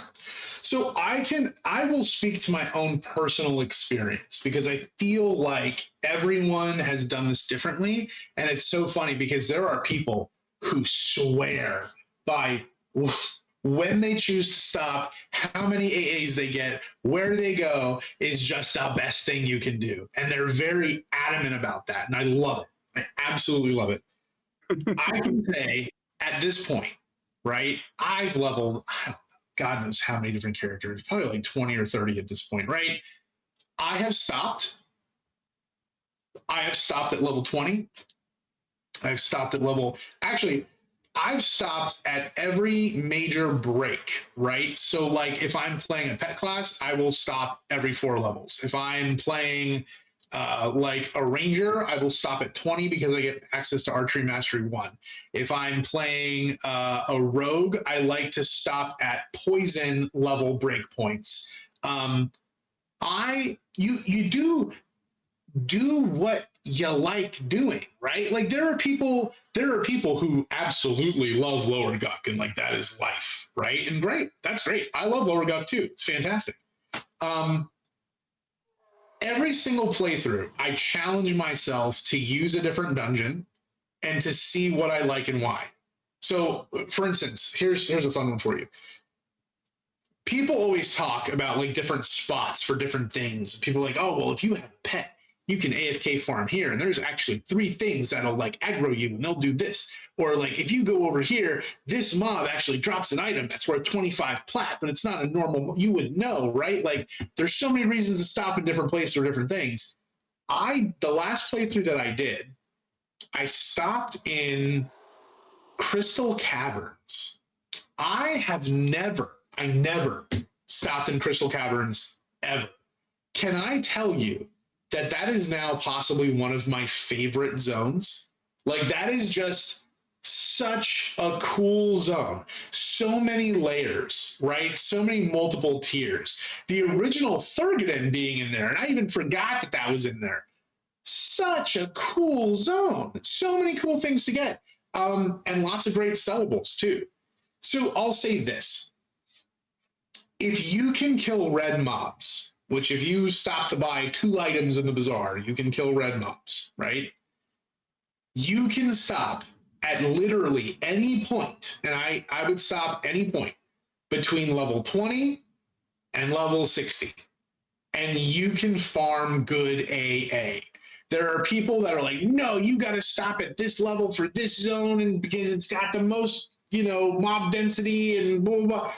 Bro, I promise you, you are not going to notice the difference between those 1 or 2 AA per 30 minutes. Like you're not. Like, do what you like, find places you like, stop when you want to stop. But no, it's not bad. It's not bad to stop early either. Like people are like, oh, if you stop before level 30, that's brutal. I stopped at level 20 and farmed like 100 AA and just absolutely couldn't stop laughing because of how strong I was and how weak those mobs were. So, just have fun with it. By the way, Crystal Caverns is kind of amazing, so I'm glad you finally discovered that. So, Yeah, it's a good dungeon. Yep. Yeah. But anyways, friends, yeah, I'm really, really glad that we're doing this every week. I'm really grateful to all the people that have cycled through here. Like, it's funny, like you watch that number and it's like 146, 100 and this, but like people leave and people come throughout the whole thing. Like, there are literally hundreds of people here just to listen and interact and to be a part. And I'm very grateful both to you two for the opportunity, but also for the people that turn up and ask questions, because this is the way that we keep a healthy community, right? Like, the more people that have an understanding of what's going on, the better off we are as a whole. So I'm glad we're doing this, and I hope y'all have a great weekend. Yeah, it's amazing, man. Thanks for coming along. Yeah, dude, take it easy. Try to keep your insides inside. Words to live by, Broken. Words to live. Try to keep your inside. Well, listen, poor server was, yeah. Love you, Pori. Take it easy, man. Poor server was, Dude, that was some good shit, man. That was some really good information. I'm always happy to have that. You've been staring at Terraform for like 3 hours. Yeah, well, I didn't want to, like, it was going to be so loud. It was going to be like, freaking the world, like, shaking and everything. And now we got Jeff up in here. Jeff, what are you doing? What are you into right now? Yeah, how are you doing, man? Right now, I'm in the hole on my static character, farming up AA and trying to get a bow of the underfoot. You still haven't gotten one. I still haven't gotten one. Now, I mean, don't get me wrong. I bought one off the Baz for 5 plat, but that's not the rules that we set up. So it's just sitting in my inventory. I'm not gonna lie. I've been farming on my static character a little bit too. That's hilarious. Yep. I leveled mine on stream. I've got tons of gear for everyone. I've got like a full suit of the loam armor and ooh, there you go. Lots of stuff. You know who really likes loam armor? Who's that? Pet Cooks. Yeah. I'm trying to think of. I'm trying to think of where I got it. The hell out of that. I bet. Yeah. Once upon a time, man. I remember that. I mean, that you lived in the hole on beta, and then eventually people found that hate was like as good as it was. Yeah. Don't forget the pet. I've killed. I'm down here in a spot where there's probably 8 to 10 rock golems that respawn, and I've killed hundreds of them and haven't gotten a bow. Ooh. It's a rare drop. I remember being really down there rare. during the beta and during the release of Classic, and it took a while to get one of those to drop. Actually, all you need to know is that for all of the leveling and all of the times that Malik played, I think he only found one bow ever. It's crazy. I realize that the bow is no longer desirable, right? How many people are forcing themselves to play in Era? There are a ton of them up on the Baz, right? It's not a rare item if you look for it on the bazaar. So I thought, oh, sure, I'll be able to come down here and farm one right up. Guess again. I've been at it for like 5 days. What I hear is you need me to come in there and we just run down to Yale and kill Yale. See if maybe we get a bow drop. Yeah, I mean, they're sure not dropping off the rock golems. The fact that we were able to kill Yale, but not just kill him, we curb stomped him. Actually, did you look up the server data on the bow? No. I looked on the wiki, that P99 wiki, that said it dropped like 1% on rock golems. Oh my God, dude. Okay. So it has a 0.5% chance to drop on a rock golem. It has a 1.046% chance to drop off from the massive construct. Yipes. Yeah, that's wild. Why is it so low? Broken, what I'm hearing is that we need to go help Jeff. Oh, yeah, that's what I'm hearing too. I think someone nerfed the drop rate at one point in time. What's up, Raph? How you doing?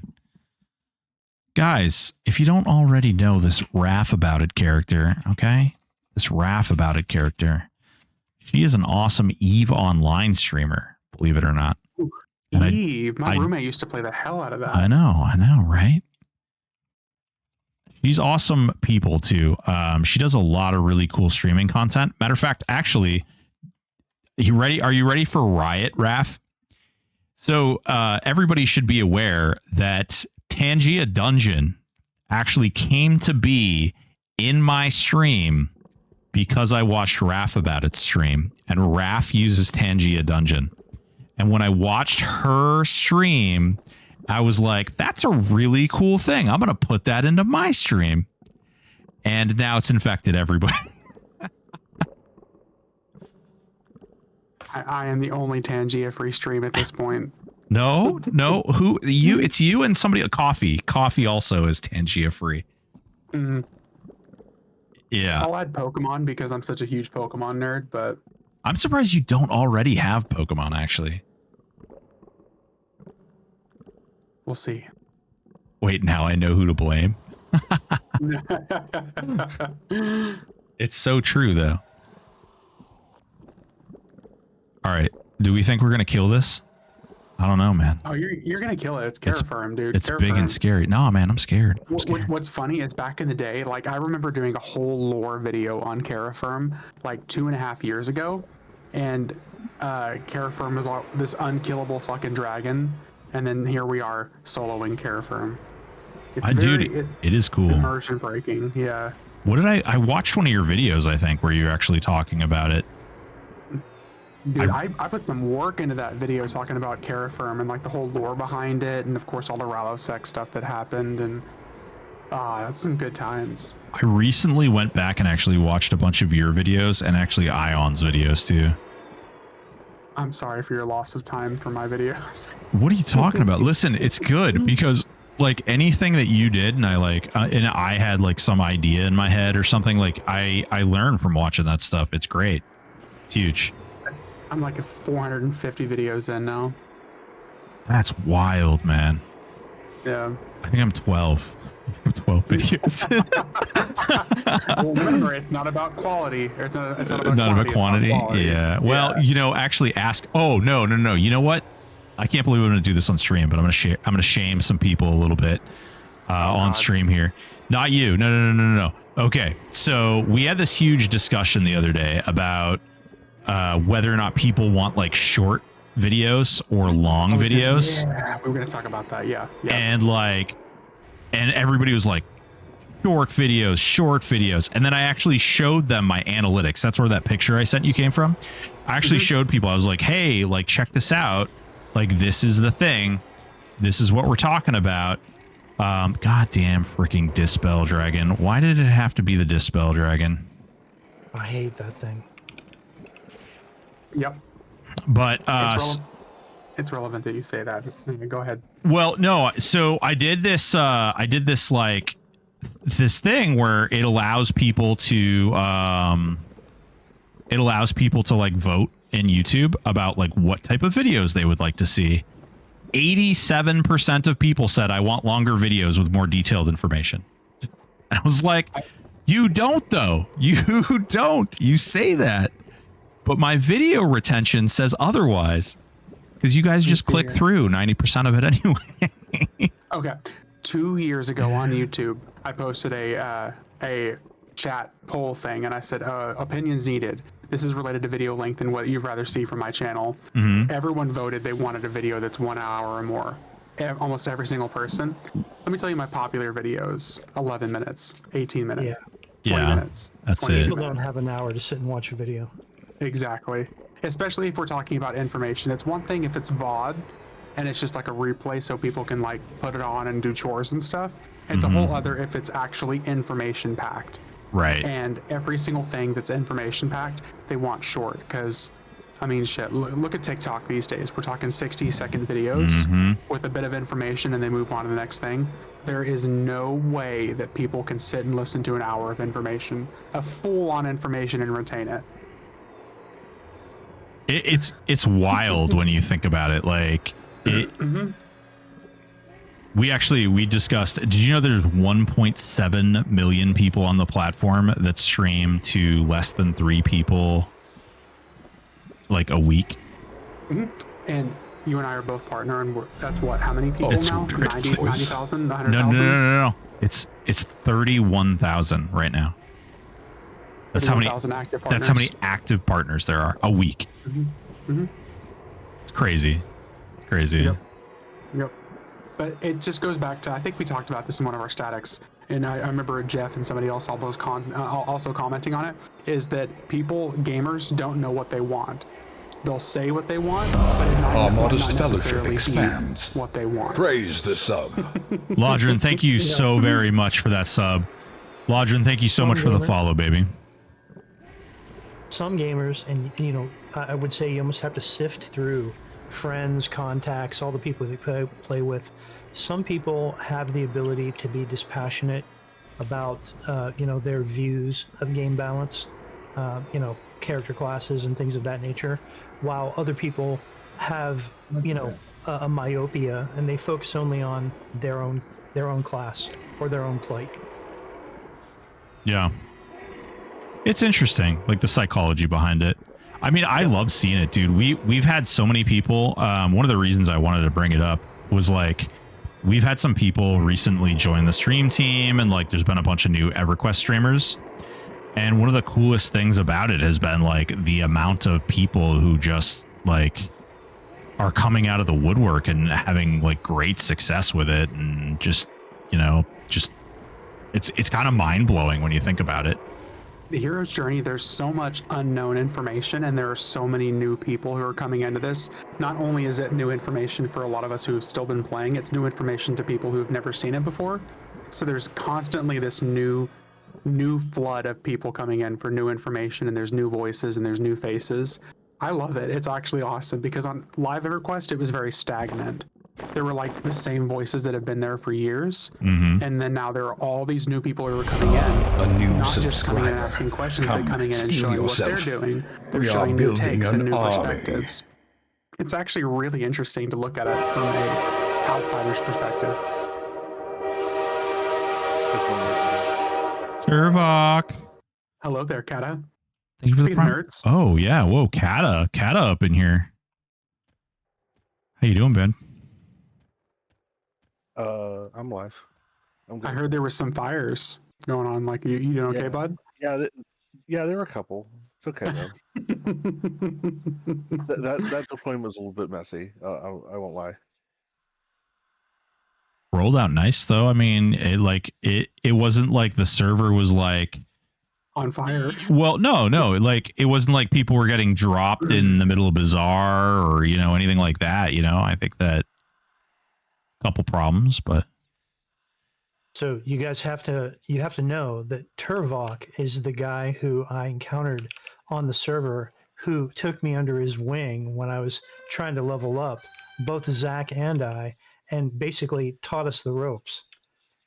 I ran into him in Dragon Necropolis. I gave some guy 10 EOMs to run me through some AA for an hour. And, that's what's up. And Turvok was in the group, and he and I ended up becoming friends. And we've been running Sleeper, everything that we could get our hands on ever since then. Thank you so much, Turvok, and thank you so much, Zarkane. And we have a little hype train going. Yeah, that's awesome. He had a lot of good questions. I think that's we actually had quite a few pretty solid questions and recommendations actually. Obviously, like Zeg rolling in here had like a great quality of life recommendation.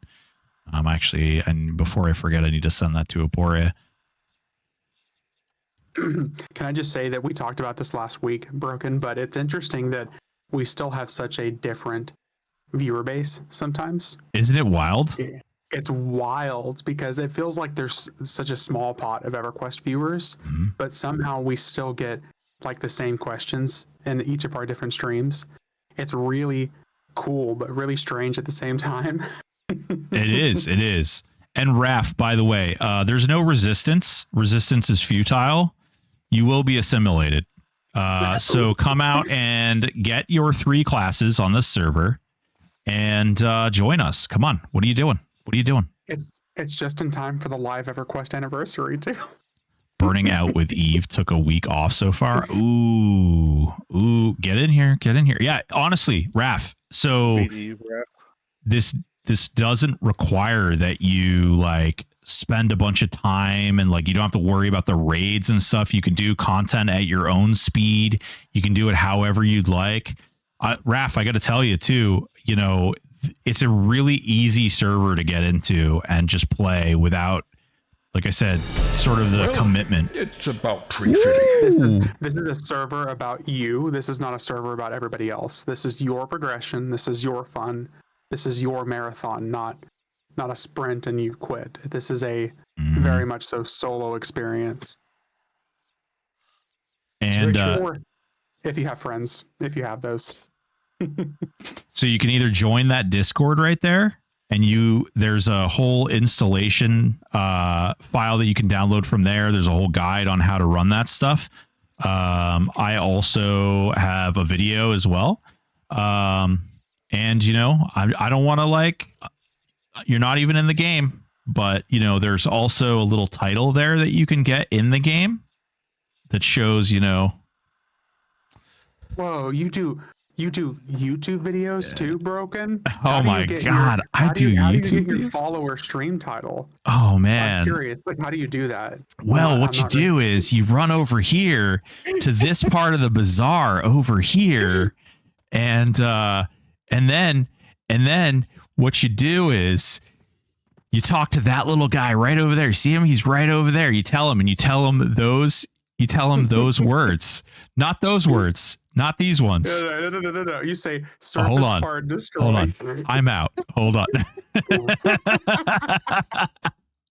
Follower of Variety Void. That's how you do it. Ban, timeout. No, there we go. All right. Problem solved. All right. Problem solved. All right. No, I'm just kidding. Oh, that's funny. We could make this happen. What can we make happen? I can make this happen. What are we making happen? Yeah, I know. The text that's on your screen right now being a trigger for something. Oh God, no. Pet cuck, wife cuck. No. Wait, what?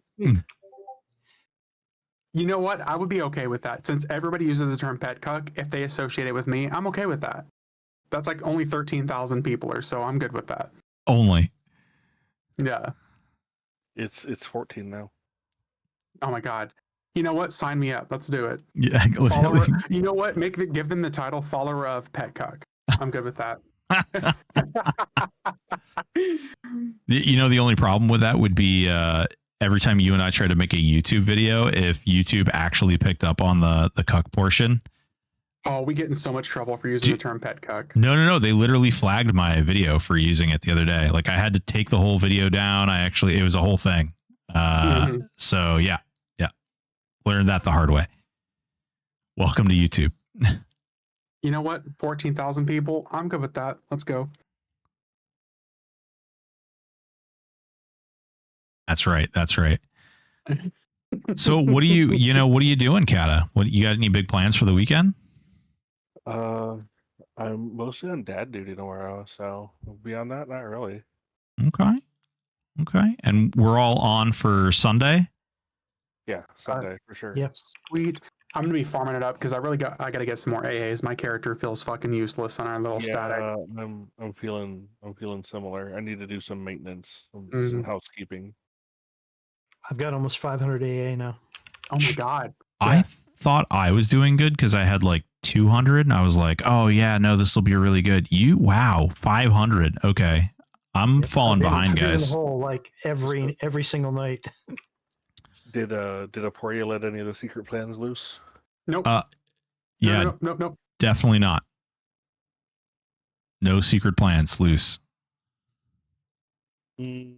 The furthest extent of what we talked about was relevant to some small adjustments and randomized dungeons. Yeah, he's real excited about the randomized dungeons. The patcher being done in the near future as well. Yeah, we've got a working prototype of it that seems to work okay, but we want to get it more thoroughly tested before Perfect, we yeah. start shipping it. Nice. You guys have been killing it. I mean, there's been so much stuff like that people, I don't know if people really realize like the amount of stuff that you guys are doing behind the scenes, like all the stuff with the testers and all the stuff with implementing new things, not to mention like the new binary stuff that had to be done. Like it's a hard thing to really appreciate just at face value, because they just see like big bags. What does that mean? Like whatever. Yeah. The amount of work you had to put in it. Yeah, there's no way that they can understand what all is being done. So Yeah, the patch today had something like 15,000 lines of code delta. that's Something fucking like that. crazy. 15,000 lines. Yeah. I genuinely feel like there's more stuff that's being pushed out these days than what I see on a live EverQuest patch. It's actually kind of crazy. Thank you. I am never going to bitch about editing video again. 15,000 lines of code. Give it a week. What do you shut your mouth? That's a lot of code. Yeah. Yeah, most I will demur a little bit. Most of it was upstream changes that we merged in, but some of those merges were pretty gnarly. So, like upstream got a big bags implementation that's basically mine, but cleaned up a little bit by Kingly, and because it was so similar to mine, but not quite. The whole thing conflicted. So deconflicting that was annoying. Wild.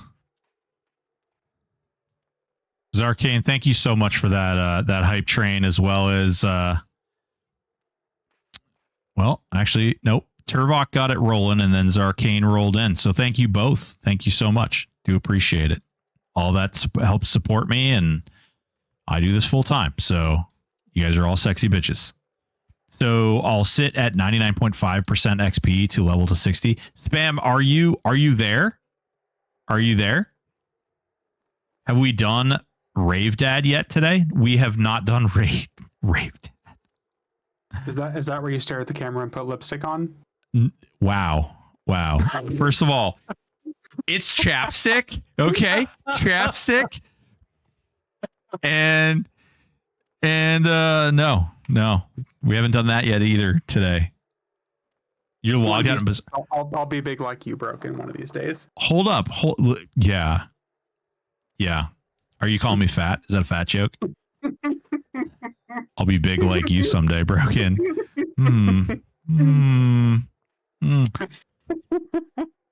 Just want to point out, this is the same guy, okay? Same guy. Hey, at Cuck, Life Cuck. You know same what? Guy. Life Cuck was a brilliant statement, by the way. It was. I was way ahead of my time when I made that statement, so I'm just saying. How many drinks is Void in at this point? Oh, I'm way too many. Spam, stop it. You were gonna win that. And I'm glad you did. What we should do next time is we should just roll the same exact class and then race that way. I think it'll be way more fair. I'm still confused. Whenever you guys talk about your race, like what were you racing to? Like level 60? So we random like two characters and then we raced to 60. But the problem is that I rolled my character first. Okay. I got Ranger, Beast Lord, Berserker. Okay. Strong. Then he randomed his character, Druid, Wizard, Bard. Interesting. Yeah. Wonder who could get to level 60 first out of those combos. Broken, why haven't we done this? Show the people we can do this. And we ran a we have a whole stopwatch and everything. Actually, it won't pop up because I don't have the stopwatch window open right now. But I had a whole stopwatch. We were timing it and everything. We should do it. I can give you the stuff so you can run the stopwatch, and that way, because we timed okay, I'm hearing you. Duos. Duos. Like do Like Two- two people versus two people. okay. I mean, we can do it. That way, it's less dependent on one person getting fucked with bad random classes and more on duos. Well, we can also just all do the same class or something like that, right? Like Pet cock. fuck you. I hate you. I concede you win. I don't want to play that to fucking 60 again. It was bad enough the first time. 6v6 stream war race. Listen, okay, there's a bunch of people from the stream team in here right now. So I was trying to do a charity competition where we would do something like that. And you guys, the viewers, could pay money into the charity to sabotage our races. But, I put this thing out there and nobody responded from the stream team. I'm calling you all out, putting you on blast. So, it just kind of died there. And Broken. We've actually been working on something like that, right? Me, you, and Aporia. Well, yeah. Yeah. I'm telling you, it's something possible. I'll do it for the MS Foundation, man. And that's the way we would do it. Yeah. So there's a couple of different ways we could do so I feel like Vivi and I are sort of the bigger folks, so we should definitely split. Like it shouldn't be he and I on the same team. And then we could do he would be a team captain, I would be a team captain, and we could either round robin or we could pick out of a hat or whatever. It doesn't matter. But we could get the team, how many ever people we have, and then the team could get together and it would be like a contributed effort. And we would pick Void would do MS and I don't know, I could do breast cancer or something like that. And then we could go nuts. I think we could really do some big things and it'd be a lot of fun in the process. I'd do it. Hell yeah. Is there a helm in the game that actually looks like the Paladin icon helm? Paladin icon helm. It's the I don't winged. think so, no. Yeah, it's the winged helm, I think. No, there's none. I modeled a bunch of the helms, and no, there's none. Speaking of helmets, the customized helmet from Valius, that the King Tormax helmet that you can customize to make it look really fancy. Yep. That thing is super fucking nice. Jesus, that looks nice on the old school graphics. I had no idea that existed until Ion showed me. Male human helm has wings on it. Yeah, but it's not quite the same helmet. It doesn't have that sleek part and then go up into wings. It has sort of a ornamented, it's all ornament. Ornamented. I know, right? I'm like, there's a word for this, but I'm server. How many dedicated whams? How many dedicated whams? I made the helm of the tracker into a glamour. Hell yeah. Creating new words. God, they really want Rave Dad. Jesus. Yeah. I mean, Jeff, do you want me to come down there and murder things? Yes, give us Rave Dad. Do you want us to come down there and murder more mudmen until you get freaking this bow or what? It wouldn't hurt. At You this want point, I figured I'd have a couple of them by now. This is just crazy. Yeah. I mean, actually, Kata, we have Kata here. Kata, 0.5% chance to drop on the bow of the underfoot. Oh, that's pretty rough, Brad. That's pretty rough. That's EQ. Man. Oh my god, what a response. That's hey. That's the greatest response ever.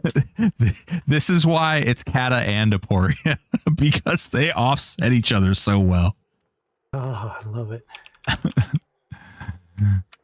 I can't wait for Kata to come up with the solo self found and the hardcore stuff and hardcore plus or whatever we're gonna call it, whatever it ends up being.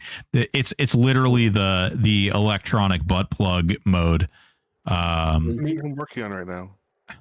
Me and some hobies already got some plans for the hardcore solo self found and the hardcore. I can special. give a little bit of info on how that is going to work mechanically. Okay. Yeah. Let's go. So there's going to be 3 different modes because server has sort of Whoa. a 3 theme apparently.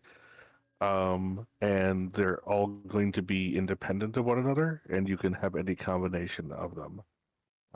There will be hardcore, there will be solo, and there will be self-found. Nice. So, and they'll basically do what they say on the tin. Aporia had mentioned something about like a harder core version of things, like if you beat hardcore. Oh, did he let that slip? So He let that slip. He got a lot of us really excited for it. There's some vague ideas about like a double hardcore mode, basically prestiging into a thing like having some definition of beating hardcore, which is not going to simply be leveling to 60, because that's relatively trivial, or Right. leveling to max level, because that's Yeah. relatively trivial. Still working out the details on like what that means, like logistically, but some concept of like clearing hardcore and then being able to prestige into like another hardcore mode that, even to start it, would have required you to clear all content as a hardcore character. Yeah, it's the basically the new game plus version of it. Yeah, pretty much. I mean, I I'm think it's a fascinating idea to make it so much more difficult or anything like that. And you get like, I don't know what rewards you've been thinking about doing for it, but I think that's a really cool idea. Yeah. That's very early in the concepting stage. I wouldn't get too excited about that yet. Too late. Yeah, I was gonna say you don't get to tell me how excited I am about your game mode that you better come out with. So I mean, a fun double hardcore would be hardcore your way to 60 on every single available class. Oh, And wait, whatever like combination you choose. 16 classes, but all the right. We're not talking So 560. No, I think yes. No, that's the hardest of core. That's the I think rock one of the hardcore. prerequisite concepts for this is going to need to be to have some kind of instance mode that has like objectives for the instance to complete, so that like there was a concept of beating it involved for everything, which is a lot of legwork. So So you're saying there's a chance? I wouldn't expect to see it until after we've played out the expected content track of for DON. I have faith in you. I've never been one to be excited about a hardcore mode, but with something like THJ and EverQuest, I feel like it would be fun, but also not a waste of time, because like like World of Warcraft Classic hardcore, anything like that, it's always, for me, it's felt like a waste of time. But for some reason on this server, I feel like it wouldn't be a waste of time because it would actually be fun, the whole process. That's why I'm Right. excited for it. Yeah. Yeah. There, like I said, there's some logistical stuff that needs to be worked out still, but I'm overall excited. You know, I just realized this borderlines the joke that I was making about how we would. Boyd, I don't know if you were in here when I was making the joke about basically Aporia would like hang out in my chat and Kata would hang out in your chat. And then the following week we'd switch them. But we would try our best to ask them like the most perfect questions that are similar so we could get them to say opposite answers. It's funny that you say that because Kata was the first one who was in my chat on Twitch back during the beta. And he came in and he was just talking to me, and then he dropped that he was the server dev, and I was like, "Wait, what?" I remember. I just thought he was some Joe Schmo talking about the server, and then he's like, "Oh yeah, no." And I was like, "Oh, okay, cool, yeah." I feel like a dumbass. I don't know. I'm gonna go over here now. I'll admit I got a lot of fun out of that. That was some good times, though. Ridiculousness. Well, I got to bounce to go eat dinner here soon. All right. Well, when you get back, I'll be around. I got stuff I got to do anyway, and then it's the weekend, so maybe I actually get to play some fun times instead of, you know. You better start working on that video that's going to be changed soon. Dude, you know how badly I got to get that pop thing rolling. Somebody in my chat asked me earlier to do an intro to pop video, and I was like, that's not my territory. Do I look like a guy who makes plans? Like,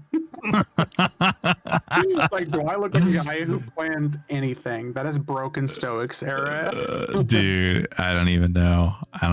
Pop is going to be so rough. We actually did on stream. We did all of tier 1 pop. So, Can't you know, wait. we'll see. Hopefully people got hyped from watching the Planes of Power today.